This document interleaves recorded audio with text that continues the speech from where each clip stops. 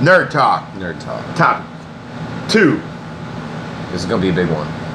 Nintendo. Put your seatbelts on. They're in the news. They're The stock went up, everywhere. what, like 25%, 30%, some insane amount that hasn't happened since the Famicom. 1983. Now, we all know I work in cell phones. Yes. So the impact I have seen Pokemon Go have on... This is not even a joke. Today, it's everywhere. I'm telling you, if you are watching this, you have seen it. You may have even experienced it yourself. Now, here's a big question. Do you play it? Have I played it? Do you play it? Do I play now? Yes. No. But you have. I have not. I know. I haven't played it. I stopped. I people got pissed at me that I know that play it. So my first Pokemon that I caught this Pokemon, caught him good, a Charizard. He's my favorite! No, and people are like, you got a fucking Charizard? And I'm Are you serious? I'm like, that was my first one. And they're like, where did you get it? I was like, I woke up and it was on the kitchen table. It's just sitting over there. I was like, holy shit. Oh, alright. Miss. I don't understand. How do you catch these fucks? And then I caught him. And then I was like, alright, that's cool. Pokemon is like not my generation. I know Pokemon. I know everything about it. But my brothers. Yeah. Dude, they had the cards, the games. We were just a little too old for it when it came out. Bit too old. I mean, don't get me wrong. There are people that, and I don't diss on them at all, because Pokemon is a good game. You know, but like, there's a couple of us. We're not gonna hate on anybody for doing anything nerdy. No. If you want to play Pokemon, that's your deal. We're not. But yeah, like I was like, when Pokemon came out, that was in '98 in America. I was in 9th grade, going into 10th grade, and like that's when I got my first PlayStation 1. My brothers had a 64. I didn't even own a 64 back then because I had played 64. Obviously, you know, we had talked about 007 and Smash and all that shit. Like I played that over at the Wally's house, you know, jamming on all that shit. All of us kids hanging out and getting together and just, you know, jamming hard, playing those games. But yeah, to actually own one, I did not own one growing up.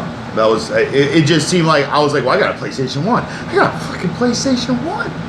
Yeah, I still have like all my shit still. Like that's how hard. Like selection I have of games. I probably got like 100-some games on PS1 still. Like all my games, I still have them all.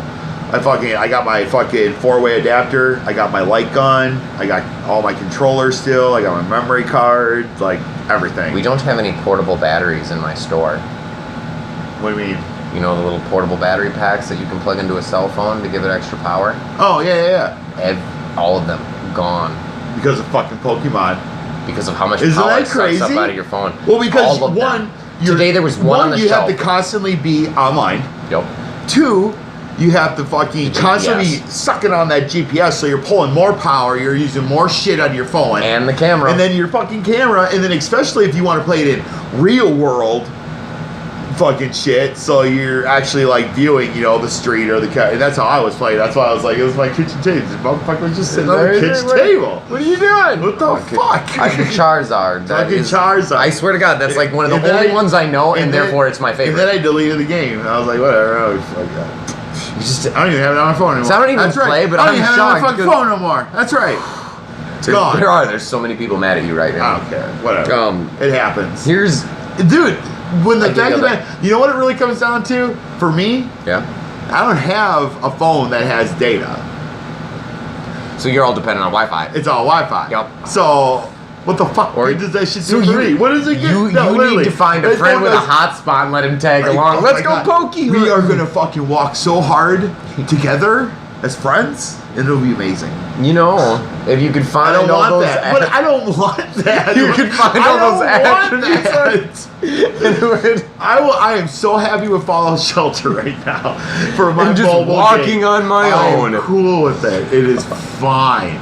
So, all right, I go to the comedy thing, right? We've got a new place opened up, No, what is that called? Big Brad's, on Thursday. I seen it because Andy Fisher, Andy Fisher, genius, great guy. He is awesome. So he got us started, right? And somehow, the first night, Pokemon Go keeps coming up, and Always. I saw Pokemon Go is everywhere, dude. It's ridiculous. like multiple people playing. This is one of the best lines I'd ever heard. A good friend of mine, Brady Russ, brilliant comic. He goes, well, give me a topic. I don't have anything to talk about. And this girl in the front row goes, Pokemon Go. And he goes, fuck you. I don't want to talk about that. Good Lord, everybody's talking about that. Fuck. So he goes, give me another topic. And I was in the back, and so I went, Pokemon Go. And then he was like, damn it, fuck you, Elring. All right. He goes, what is Pokemon? I don't even know what Pokemon is. What is this? Girl in the front row chimes in, well, what you do is you run around and you catch animals and you put them in a ball. You catch pocket monsters. And not. Shit just went down. Anyway. That was alright, it was just a fan. We've angered the spirits. Yeah, stop pissing off fucking Pokemon motherfuckers. So this girl takes. You say I'm gonna make them mad. I'm gonna. And then you make these little animals and their balls fight each other. And Brady Russ goes, how is that any different than what Michael Vick did? Damn. You guys made it serious. Fuck.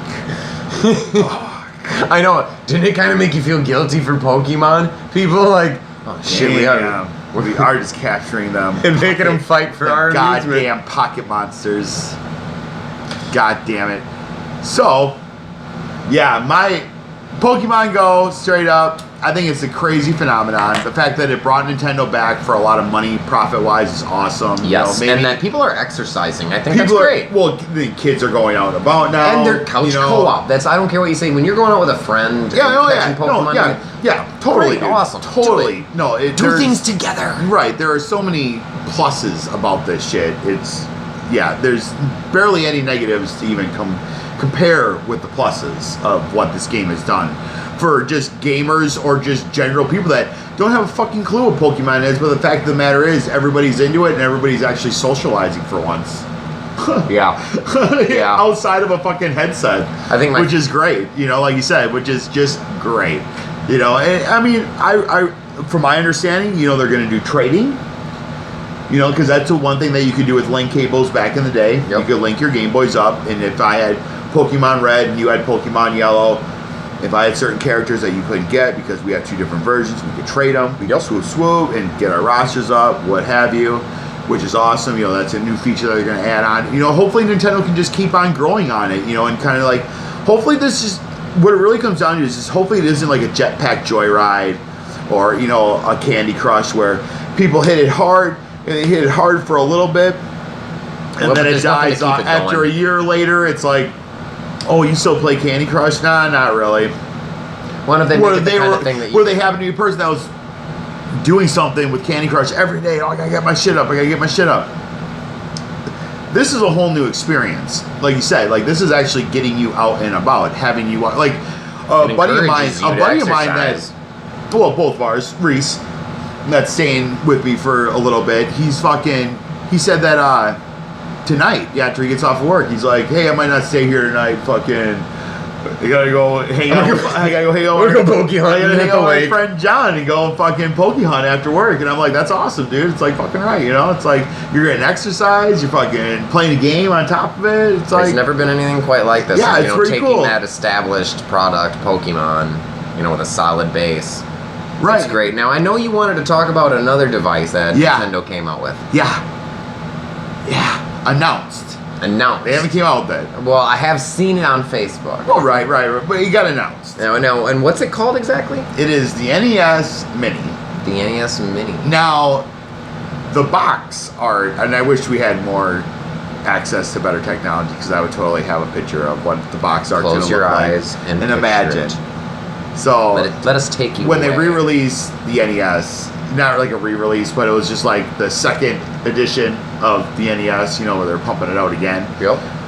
The box art of what this mini console's coming in looks just like that. Really? It looks just like it did back in the 80s. It looks so cool. It just looks awesome. Like, it just looks great. How many games are going to be included on it? 30 games. 30 games. Now, the list consists of this right here, both of these. This is Donkey Kong and Donkey Kong Jr. And also this one right here, Castlevania. And Castlevania Symphony of the Night. Or not Symphony of the Night, I'm sorry. That's on PS1. We talked about PS1 earlier. That's why it's on my mind. But fucking... Is it a guy with a whip who kills vampires? Hey, yeah. You're pretty close. Alright. Well, yeah, the Castlevania 2, fucking Simon's Quest. How many Castlevanias are in this game? 2. The first one and the second one. Really? They don't Which is fine. I mean, well, the third one's supposed to be... I never played the third one. It's actually a rare game in America. Really? Yeah, there's very limited copies of this game. So, yeah, I never played it. I've heard it's very, very good. It's real... It's like from some people, I've heard it's the best out of the fucking series for the NES. Why so hard to find that? Because it's Japan, Japan, damn it! Well, back in the day, they thought that a lot of their games that came out, we were too stupid. Really, that's why we never seen Mario 2, Super Mario Brothers 2. We got our Super Mario Brothers 2. That was actually Doki Doki Panic. Yep. That was released for the Famicom. And they just replaced the characters. Right. You know. Well, and they did a little bit more. Than just that. They added a run feature. But it was all a dream anyway. None of that shit happened. It was all Mario's head. But yeah, they felt like Lost Worlds was just going to be too hard for us, so we never got it. And so I don't even ever played it. Lost Worlds? Yeah. It's tough. Is it tough? It's tough. Oh, yeah. They were bullshit. It was a fucking tough game, man. It's fucking hard. Oh, these Americans, they'd be so... They were right. That's why we came out with our fucking other one. And they re-released it in Japan, and they called it Super Mario Brothers 2 America, or like USA version, something like that. American version, USA version. It was. What do you think they thought when they were playing that? Like, why the fuck am I throwing a vegetable? Well, that was in Doki Doki. Isn't that? Oh, so they already played this? They already played it. Oh yeah, this was Doki Doki Panic, and that came out in Japan. So when it came out, like the American version, it was the exact same game. But Japan never got it. Right, they never got our version. So when that came out, so when they and maybe they heard it through media. Like, you remember this back in the '80s. So I mean, it wasn't the internet like what we're doing today, right now. You know, I mean, you couldn't just upload a video and be like, oh, hey, I heard about this game. You know, it's like it just wasn't like that. I mean, and that's what they say. Like, for Americans, like, we didn't know, literally, no idea for probably 6-7 years. We had no fucking clue that there was a real Super Mario Brothers 2 game. I honestly just found out. Well, that's fine. I mean, because it's a real thing. Like, people don't know about this still. Like, literally to this day, they don't know. Our Super Mario Brothers 2. Well, that was the other big thing. Like how, like this character, like that model, that was Super Mario Brothers 2 in Japan. Really? They added a couple little different features, like color palettes and whatnot, a little bit different. The mushrooms, some levels they were just shaded differently, or they were a brighter green. So it's kind of just a harder version of Super Mario Brothers? More or less. It didn't look any different. The music, like when you were in the overworld with just the normal world, the Super Mario Bros. Well, that was the underworld. Oh, it was underworld. Overworld. Same underworld. Okay. You know, same music. The underwater world, same music. So it was just harder. It was just harder. And, you know, I mean, you got to think of you know, promoting your product kind of thing. It's like, well, there's games that are coming out that look better than your Super Mario Bros. This is the American Nintendo